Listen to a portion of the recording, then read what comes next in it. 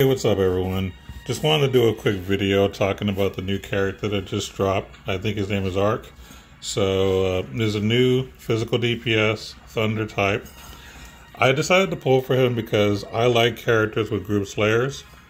And he has a passive that basically gives him a brute slayer. And he also has Dragon Master, which gives him a God Slayer, in essence. So, he has a lot going for him there. On top of that, some other feature that you might like about this character that I think is pretty good is he has a lot of good passes for break as well. So if you're looking for someone that is potentially a good breaker, I think this is definitely the character that you might want to look at. I think he has a lot of potential. And as far as building the character, my recommendation, if you did pull him and you want to make the best of him, just give him passives that help with his break. I think is number one. If you want to up his strength, that's fine. Although if you've already E6'd him and learned all of his abilities, you might not need any strength ups at all. I think really the only thing that you're going to really absolutely need is break. So assuming that you've actually fully built this character, I would say break is number one priority. And that's really it. Everything else is kind of what you want to do. Like personally, I use passes like Pirate's Feast to get my SCT stocks to full. I like Spirit Breath because I like to use characters like Reyna to do like Keen Eye to get, more SCT, stuff like that. So SCT stuff and break stuff, that's how I recommend building them. But the good thing about this game is you can build a character however you want, but that's just my take on it. But that's kind of how I feel about the character in general. I like his Slayers. He has good potential for breaking. And that's really the most important thing right there. Oh, and he does have a charisma. I always keep forgetting. His charisma gives everybody Slayer damage bonus and damage cap for the Slayers, which I love. Like I said, I'm a big fan of characters that can do like Slayers and enable other people to Slayer. That's one of the reasons why I like Shift Lilibet and or Christmas Lilibet and Christmas Melee, because they also give bonuses to Slayers. So this is another character that does it via a charisma instead of just a passive. But either way, I like it. A lot of fun. Let's do something fun though. We're gonna do a fight against Bahamut and kind of see what happens. I'm gonna try avoiding using his special because his special will just annihilate him. We're just gonna do regular skill tests. But yeah, let me go ahead and just fast forward over to the Bahamut fight. Alright, so we're about to get to the Bahamut fight. Now, I'm not doing multiplayer. I'm just doing a single player version, so this is gonna be kind of the easier part, or easier version of this character.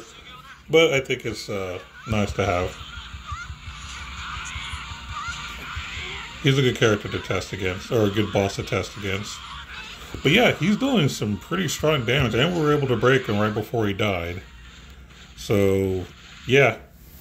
Character is phenomenal. Now, had I used his special, his damage cap, I believe, would have increased a lot more. So, that could have been a much faster fight, potentially, but I decided to just do a kind of raw damage kind of thing without too many supports.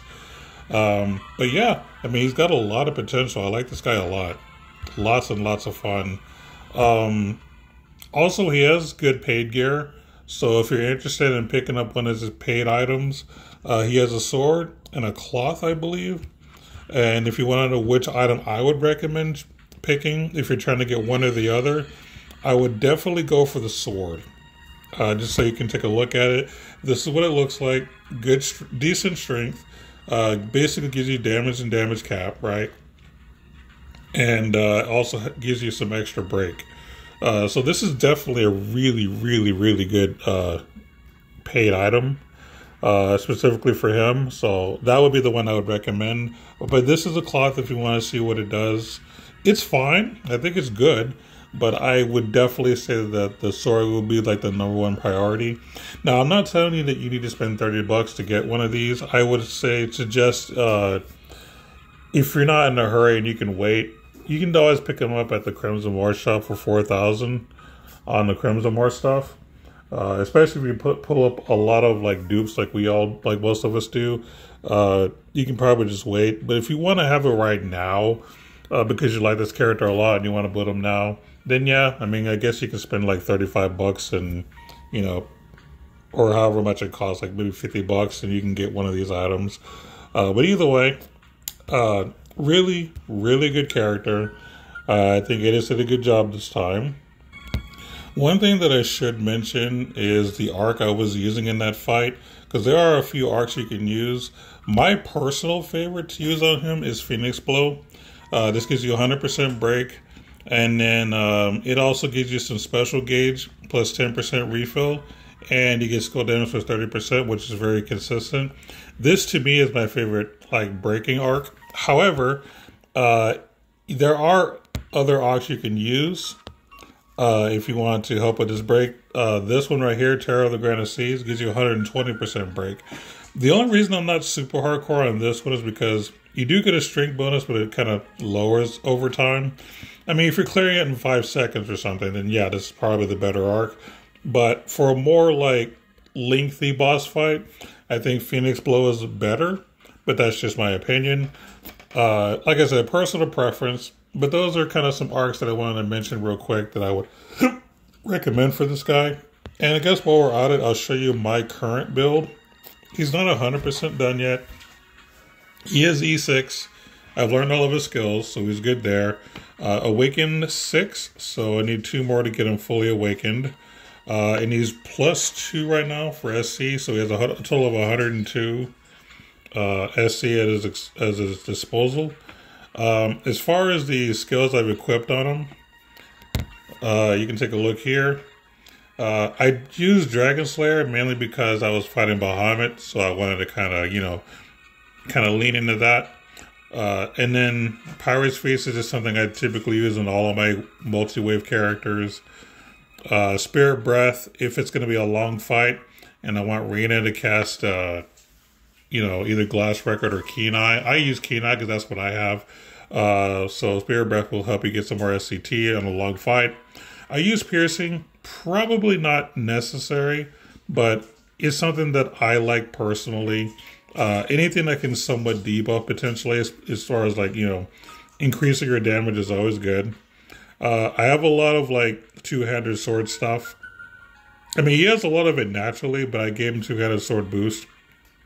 I gave him some sword boost because why not? He has a sword. Now, I typically give characters special shield because some of the big bosses like will kill you with some of their specials, so I make sure to protect against it, but that's just my thing. You don't have to do that. One Blade Breaker, more break stuff. I like giant killing abilities because I like slaying bosses. Twin Dragons, I'm a big fan of this particular skill. I'm a big fan of crit, and a little bit of break is an added bonus for me. So for this guy, pretty good. And yeah, that's pretty much it. And like I said earlier, the main thing you want to focus on your build is break. Anything else is just whatever your preference is. But yeah, I think it's going to be it for this video. Hope you made an informed decision if you want to pull or not. Until next time, take care and keep gaming, y'all. Later.